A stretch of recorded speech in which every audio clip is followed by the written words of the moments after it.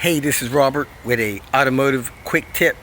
Like, share, subscribe, comment. Thanks for watching. Very common that people do not know how to empty the ashtray on these Volvo 850s. So what you do is you push the ashtray open and you'll see little arrows on this tray in here. You push that arrow toward the front of the car, lift the ashtray compartment out, take it, clean it.